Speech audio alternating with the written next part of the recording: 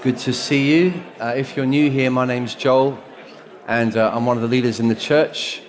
We are teaching from the Bible every week. We have a chunk of the meeting where we read a bit of the Bible, and then we have some teaching to explain what it means and how it affects our everyday life. And today I'm looking further at the story of King David, one of the heroes of the Bible.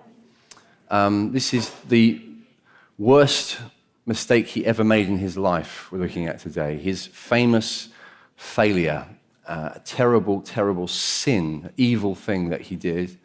And I want to look at it so that we can learn, especially as men, okay? This is a message that everybody in the room can learn from, but I think probably the men will land, or will have it land on them the most, slightly the most, today. So don't be surprised, guys, if you feel I'm getting at you today. I promise I'm not getting at you. It will be God getting at you. Right? So just to put that in there. Okay, this is read from 2 Samuel and chapter 11. I'll read the whole chapter, so follow this with me. It's a fascinating story. In the spring of the year, the time when kings go out to battle, David sent Joab and his servants with him and all Israel, and they ravaged the Ammonites and besieged Rabbah. But David remained at Jerusalem. It happened late one afternoon when David arose from his couch and was walking on the roof of the king's house, and he saw from the roof a woman bathing, and the woman was very beautiful. And David sent and inquired about the woman, and one said, "Is not this Bathsheba, the daughter of Eliam, the wife of Uriah the Hittite?" So David sent messengers and took her. And she came to him, and he lay with her.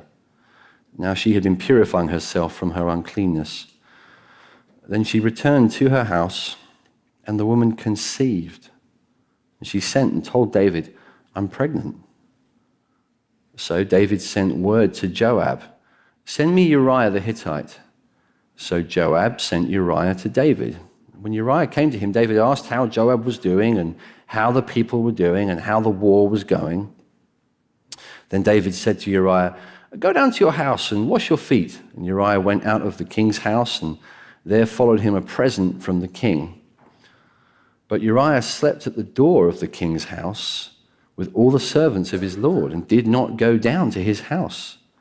When they told David, Uriah did not go down to his house, David said to Uriah, "Why have you not come from a journey? Why did you not go down to your house?" And Uriah said to David, "The ark and Israel and Judah dwell in booths, and my lord Joab and the servants of my lord are camping in the open field. Shall I then go to my house to eat and to drink and to lie with my wife?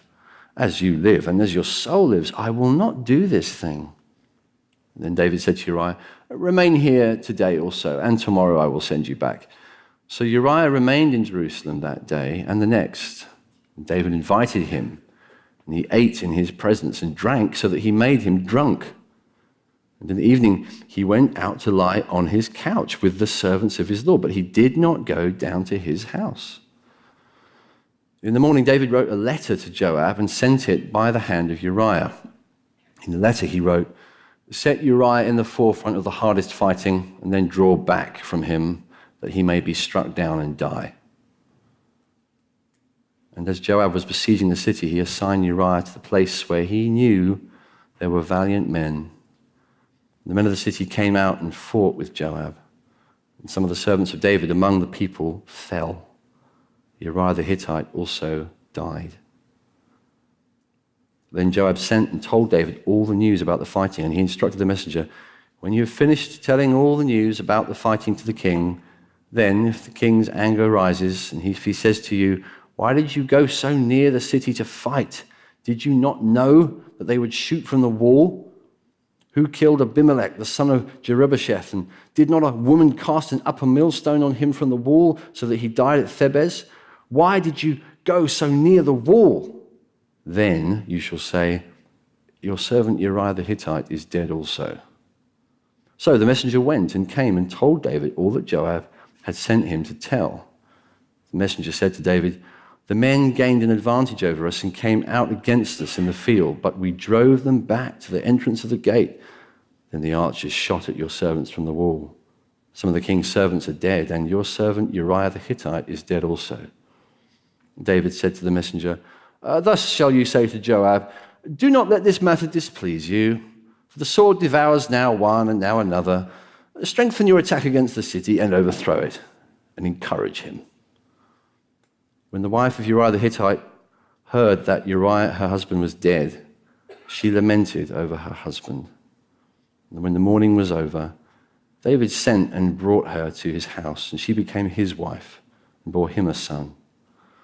But the thing that David had done displeased the Lord. There's a film I watched a few years ago. It's a little old now, called Match Point. And it's a film about a tennis instructor. He's quite wealthy. He marries into a wealthy family, does very well for himself. He's played by Jonathan Rhys-Meyers, quite a well-known actor. He's suddenly attracted to a young woman played by Scarlett Johansson, who distracts him from his wife, and he ends up having an affair with her. She conceives, and she starts to seek out this man, this husband of another woman, so that he will leave his wife and go with her. And now that she's pregnant, she feels she has more of a claim on him. Well, he rejects her, having only really wanted her for the kind of fling, but she begins to demand, she begins to make threats that she'll reveal his unfaithfulness, which would certainly ruin him and bring him down. And so he, in the end, decides the only way he can deal with her, because she begins to get more and more emotional and more demanding and hard to control, is to kill her. So he takes a shotgun to her apartment and shoots her. She, along with the child in her womb, dies. And the rest of the film is the story of how he avoids arrest, how he manages to escape judgment. It's very close, and in the end hinges on a completely chance moment where one piece of evidence lands in a certain place because of literally, rather like a tennis ball landing on a net and bouncing either way, you don't know which way it's going to bounce. This piece of evidence lands, for him, the right side of the railing that it gets thrown at. And it means the police find it and are able to incriminate someone else for the murder that he committed, so that he gets away with adultery, he gets away with unfaithfulness, he gets away with murder. And the end of the film is actually really a picture of him looking very contented, looking like his life is now taking shape, his conscience has been beaten into submission, and he's a happy man. He's materially set up. He's got a nice family, he's got a happy wife who's none the wiser, and he goes on perfectly relaxed. It's a terrifying ending, because what you realize the filmmaker is saying is that in a godless universe, that is certainly an option, at least an option. In a godless universe, there is ultimately no reason why there should even be a right and a wrong, let alone any reason why we should pursue right instead of wrong. We have to accept that. If the world is a place without God, if the universe exists without an eternal person who has set right and wrong before us and will judge ultimately our lives according to his standard, well, actually, right and wrong can't ultimately even exist. And the feelings that we have, that this is right and this is wrong, and the consciences that we have are nothing more than mere biology, chemistry in our brains. It's not actually real. I'm not saying, by the way, that if you don't believe in God, you can't be a good person. The Bible, in fact, teaches very clearly that very often it's those who don't believe who actually live quite righteous lives.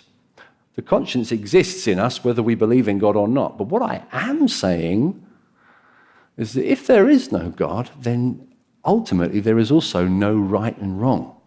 Ultimately there isn't. this thing that we have, this conscience, is just an annoying leftover in our biology. It's just feelings, it's just preferences. It doesn't really equate to anything real. And I'm saying that because when I read this chapter, I'm struck by the fact that it doesn't mention God until the very last sentence, verse 27. But the thing that David had done displeased the Lord. You may have noticed, if you read the chapter again in your own time, you'll notice just how very matter-of-fact it is. It's like the writer is trying to make a point. The writer is trying to say, look how primal we human animals can be. There's no point at which the writer makes any comment, any opinion, any moral judgment. The closest we get to any kind of moral judgment or judgment of any kind in the whole chapter before that last sentence is when it says Bathsheba was very beautiful. That's not a moral judgment, it's just an opinion. It's saying, well, she's a very beautiful person.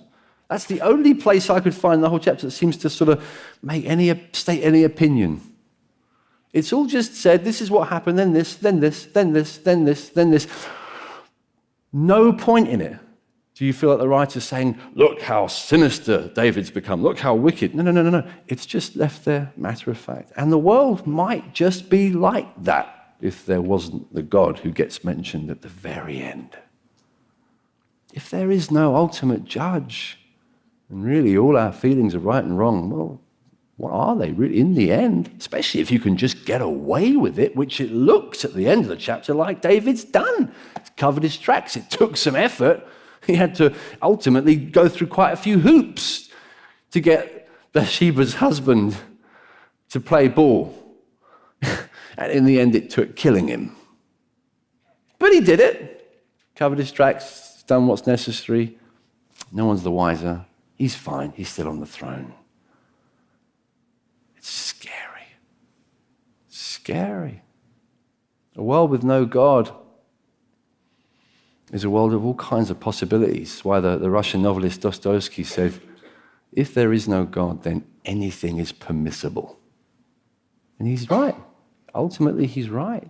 Now, you and I know that every one of you, whether you believe in God or not, you will still object and say, yeah, but we believe there is such a thing as right and wrong. We can't not believe in it. We feel that it's there.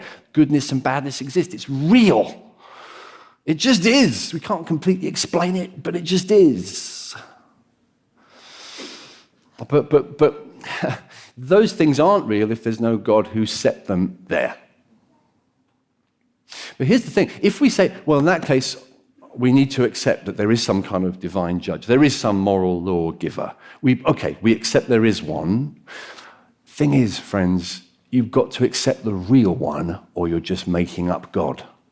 Many people will say, well, God is just something people make up. You know, people who need a crutch to get by, they just make up a God. I agree with you.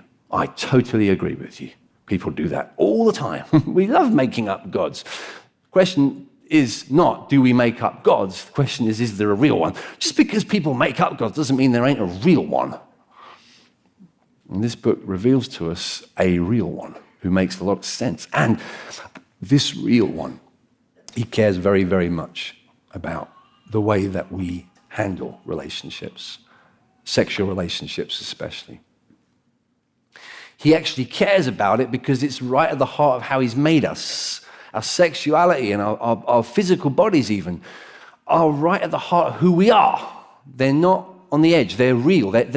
We can sometimes think of sex, and this is how contemporary people, 21st century Brightonian people, tend to think of sex as like, well, it's something that's kind of, I have a body, and I do sexual things, but that's not me.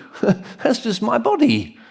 And we like to think we can detach it, just like I detach this key from my key ring so that I can leave all my stuff in a room downstairs. It's convenient for me. I leave all my stuff. I don't want a jangling set of keys in my pocket when I'm preaching, so I just take one off. It's fine. I can detach that from the rest and carry on with my day. I put it back on later when it's convenient. We think, well, I can take my body and do things with it, but that's not me. It's just detached. Wrong. You can't do that. You can't take the body and detach it because your body is actually an integral part of who you are. Your sexual behavior, even your sexual desires are an integral part of who you are because it's the way that God's made you to be. The Bible says in the New Testament, in 1 Corinthians chapter 6 and verse 15, the Apostle Paul speaking to a church says, do you not know that your bodies are members of Christ? Shall I then take the members of Christ and make them members of a prostitute? Never. He's saying the kind of unity that sexual relationships create between people is akin to the unity that God wants to have with you. It may sound like a strange thing to say, but he's making a very important point. He's saying that sex is sacred. Sex speaks of something much holier, much more profound, much more important than we realize, because it points to the relationship that God has with people. God speaks of himself in the Bible as a groom and humanity as a bride. The story the Bible tells is a story of a man pursuing a bride. The story of your life is the story of God pursuing you for himself, for a kind of married relationship. And so sex points to something so great that it means that sex itself is very important and very important to God. So when we get into sexual relationships that are illicit, it's not surprising that what can follow is a whole list of other shameful behaviors because we realize we've crossed a big line. Even if we don't understand it, we don't know why we have these feelings of shame and grief and a sense, somehow this doesn't seem quite right. I tell you why, it's because it isn't. God wants sex to be done his way. He wants it to be done through covenant-keeping, faithful, promise-keeping relationships between a man and a woman, publicly vowing to be together and stay together. That's the perfect union of sexuality because it speaks of his union with his bride forever. It's majestic, it's sacred, it's special. And when it gets transgressed, it feels wrong. If we're honest, it has always felt wrong when sex gets trashed. And increasingly in a world that's rejecting God, it gets trashed more and more and more. Socially, it's more and more trashed. We bludgeon our consciences, just like David does in this story, so that you can get sophisticated websites today that appeal to married people and say, life's too short, have an affair. That's the slogan of a sophisticated website today. It's not unusual. There are various ways in which you can marketing carefully, skillfully, with savvy, knowing how to connect with married people to help them to be unfaithful sexually. So we're going in a certain direction, and socially, the truth is we're playing around with something that's right at the heart of who we are. And when we do that, we shouldn't be surprised that the implications go on and on. For David, it wasn't just one fling. He thought it would be. He thought it would just be one few hours of rolling around with someone, or a few minutes. But actually, it resulted in deception, in the death of Uriah and several other soldiers who were faithful men to him, loyal soldiers, in the implication of Joab, his commander-in-chief, in a terrible scandal and hushing up of something that was wicked and violent and criminal. It never is just a small moment. It leads on. So one of my friends says, when a man walks into a sinful situation, he likes to think that it's just a bullet he's taking. I'm taking a bullet. All right, I'm going to go down. I'm going to blow it. I'm going to sin, but it's just me. It's just me. He says, you're always wrong. You're always pulling the pin out of a grenade. It's never just you. It's never just you. It's your marriage, it's your family, it's your kids, it's your future, it's many others who are watching who are affected. It can have impact on generations affected by you. It's a bomb, it's not a bullet. And it was for David. The ramifications went on and on. In fact, the rest of 2 Samuel as a book is about the implications of these few minutes he had with Bathsheba. The rest of his life is filled with sorrow.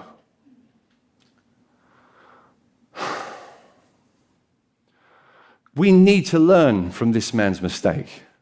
You need to learn, if you're listening to me, and you watching this, you must take this seriously. We must look at his experience. How can we learn?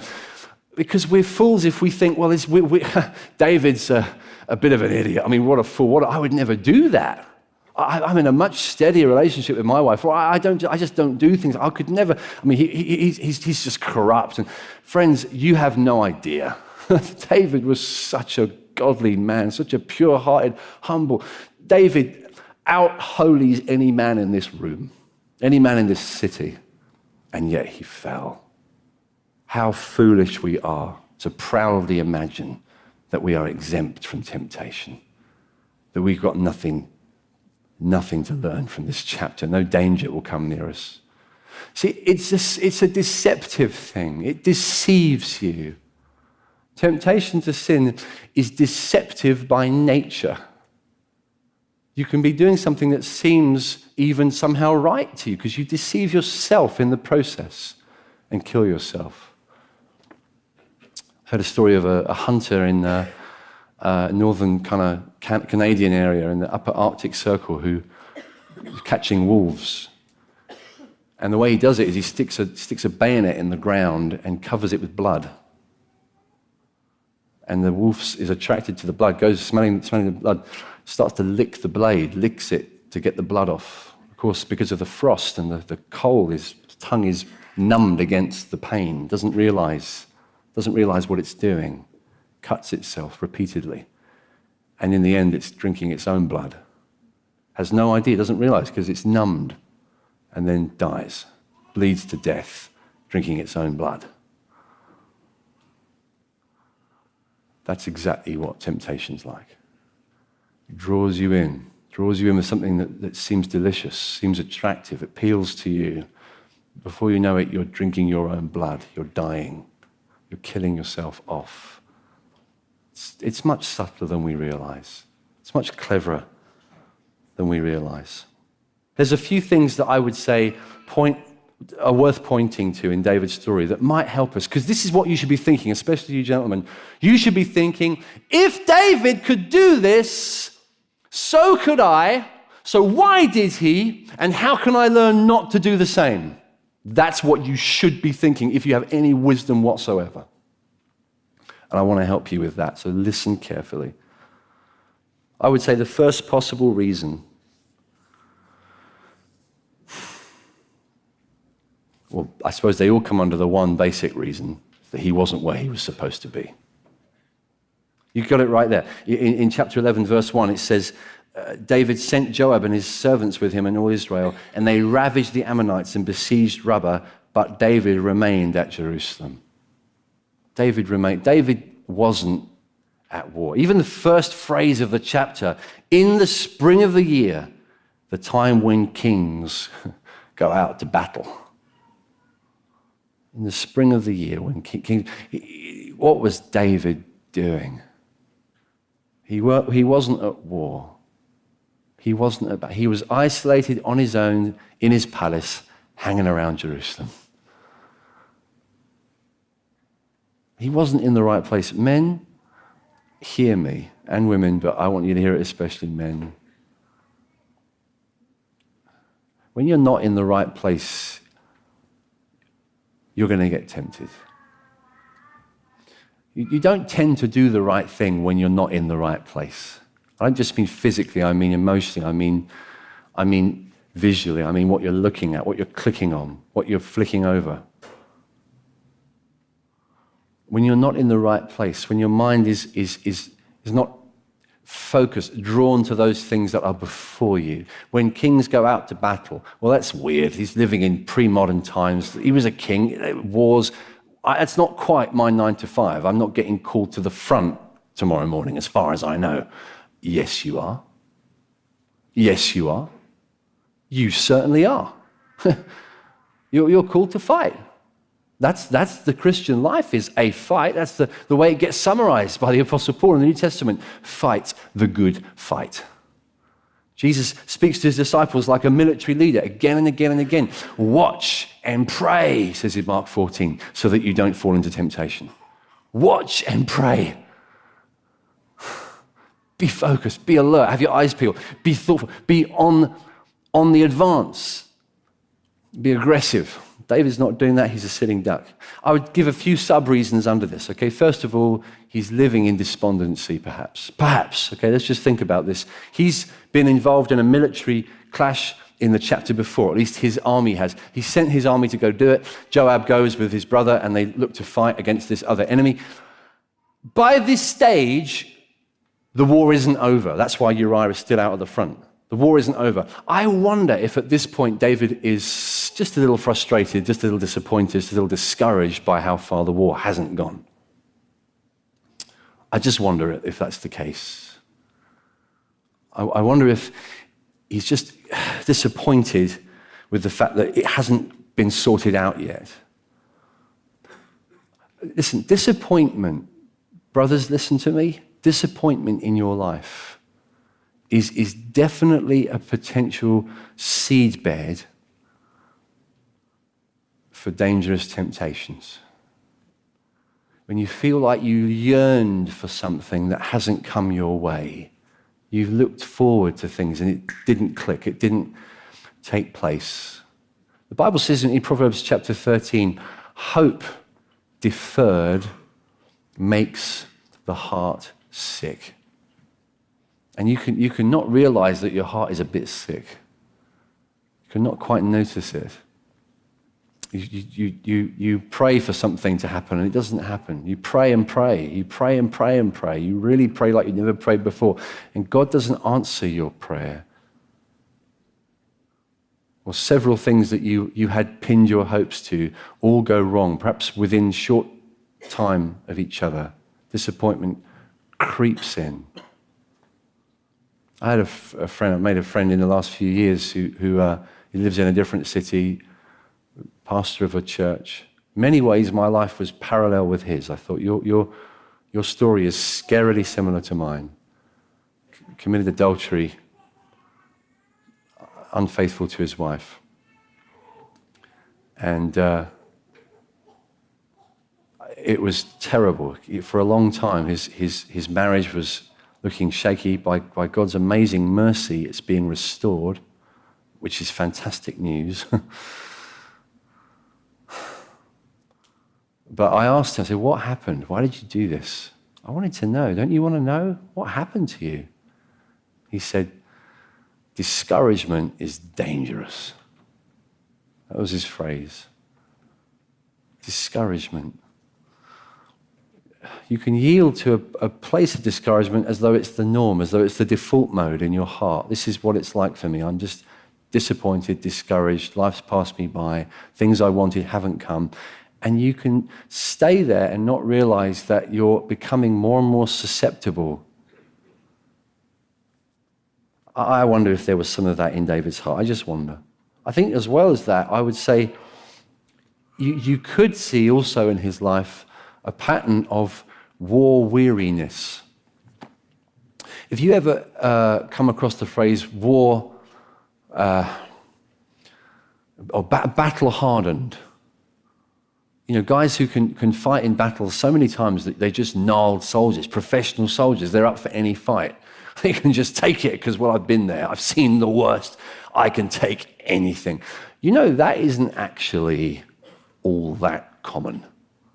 If you read the historians, if you read the military historians, I was reading a book by a man called Max Hastings a few years ago who made this point. The more typical case is the guy who never wants to see it again. That's the more typical. When the guy has seen real bloodshed, when the guy's just come back from, I don't know, Afghanistan or Iraq, or just come back from Libya, or just come back from the Second World War, the general tone is, I could never go back. I couldn't. Don't ever make me go back and see it. David had been through a lot of war, a lot of suffering, been on the end of a lot of attacks. I just wonder if what's crept into him is a slight sense of war weariness. He doesn't want to be at the front. He doesn't want to be in the battle anymore because it's just been too, he's not healed up. I just wonder. I don't know that. I just wonder if that's crept in. I tell you this, what I do know is that can creep in. That can creep into the Christian man or woman. A sense of I'm just weary of the battle. I'm just weary of the fight. I just don't want to be in it anymore. I don't want to even bother. Do you know what it can become? It can actually become a sense of entitlement. Even a sense of self-pity. I don't have to fight anymore because I've already suffered. I don't have to fight this temptation. In fact, I deserve this habit. I deserve this sin. I should have this woman. Because life's been hard to me. It's been a pain. So why shouldn't I have just a little bit of gratification? Why should I not just click on this website? Why should I not just phone her up? Why should I not just send this text message? Why should I not just linger in the office a few hours afterwards, or a few minutes afterwards? Why should I not just hang back in the car park for a little bit longer? Why shouldn't I? Why shouldn't I? Life's been hard to me. And no one understands what I go through. I tell you what, this is why a lot of politicians fall into sin. Because they are so tired of being moaned at. They're so tired of criticism in the press. They're so tired. No one understands my job, they think. No one understands the burden, the pressure. No one gets it. They just write their columns. They don't understand that I can't do the thing they suggest, because if I do that, they'll just moan about this instead. It's just so difficult to be a leader. So I deserve a little bit of sin, a little bit of gratification. Come on. Sense of entitlement. I deserve this. I'm sure there's some of that going on in this man's heart. Come on, no one gets what it's like to be king. I'm just weary. Guys, watch that. Watch your sense of entitlement. Watch your sense of self-pity. Maybe it's the opposite of this, or a little bit, you could have a bizarre, sin is a weird concoction, a weird old cauldron of mixed motives. Because as well as a sense of self-pity, you can have a weird sense of self-satisfaction. I've achieved.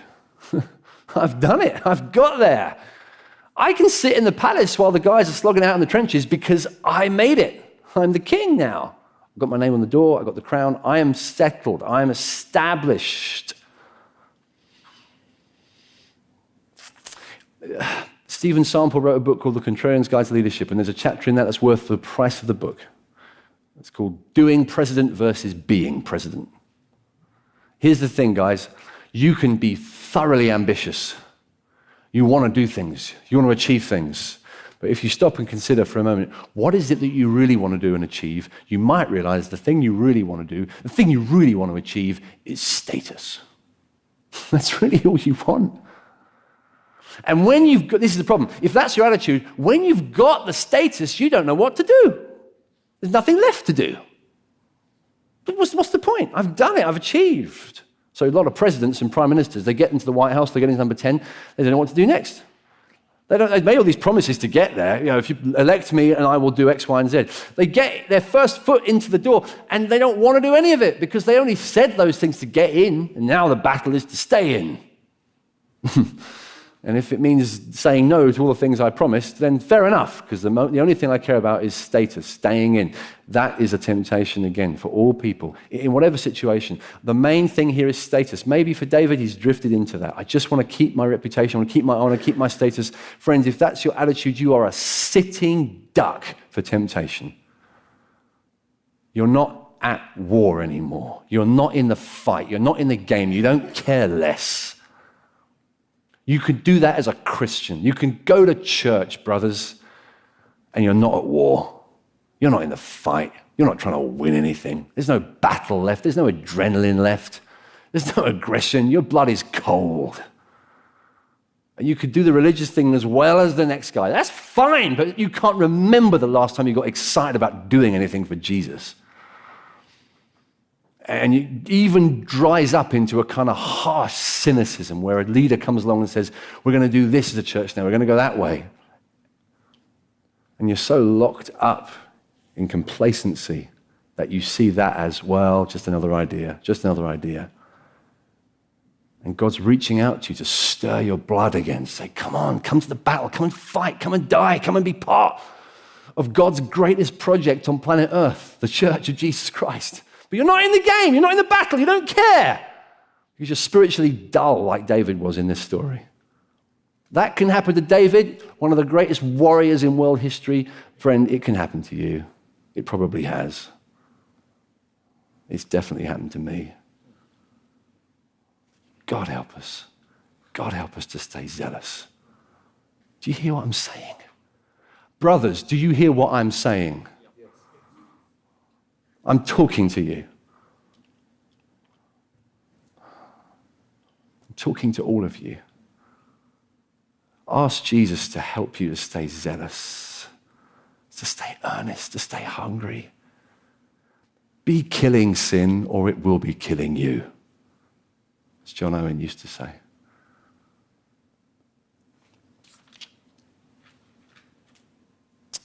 I prayed that prayer for years of Jabez. Someone even wrote a book, The Prayer of Jabez. You ever heard that from 1 Chronicles? Oh, that you would bless me and enlarge my borders. Oh, that you would bless me and enlarge my borders. It's a good prayer. I felt like God said to me once, why should I enlarge your borders if you won't let me enlarge you? Why should God give you your ambitions if you won't let him enlarge you? I'll tell you what, an enlarged man with enlarged borders is a leader. A small man with enlarged borders is a politician. If you want to be a person with big territory, big borders, big influence, big trajectory, big career, then become a big man inside. Be a fighter, be a warrior, push through. Turn the I wants into I want God. I want this, I want her, I want this relationship. Turn it into I want God. That's the solution. I want him. I want him more than I want this, more than I want that gratification. It's what you want, friends. Well, I deserve this. No, you don't. You deserve death. You don't deserve sin. You don't deserve instant sexual gratification. You deserve death. It's by God's mercy that you're still alive. Or I can handle this. No, you can't handle this. You can't. You can't handle the next minute. You need God. You need to come begging his mercy. You need to come saying, God, I trust you. I give this to you. I ask for your help. I humble myself and I say, you're in charge. I need your help to overcome this temptation, this battle, this struggle, this relationship. I've got to have you. Do you know what that will probably mean? It will mean God will say, okay, if you want my help, I'm going to help you through some friends of mine.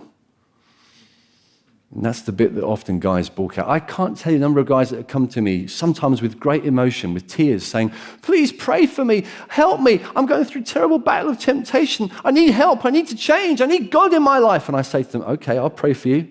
But I want you to know that the best advice I can give to you now is that you join a small group and you sit down with some men regularly to talk this issue through. You can't see them for dust. It's rubbish. It's rubbish.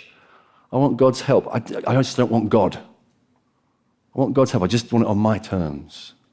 I want God's help. I just don't want him to show up with his Christian friends and ask me Christian questions and get in my face and talk about my Christian life.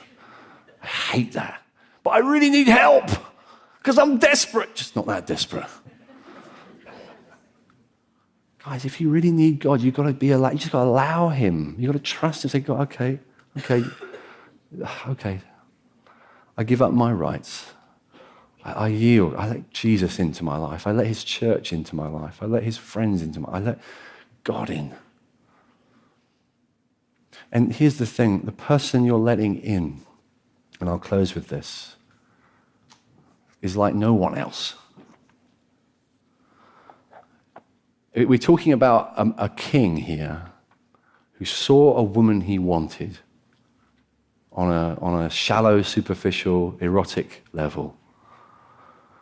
He took her, he used her, he shamed and defiled her. And he protected himself. David, in most of the stories I've told you about him, reminds me of Jesus in a very positive way.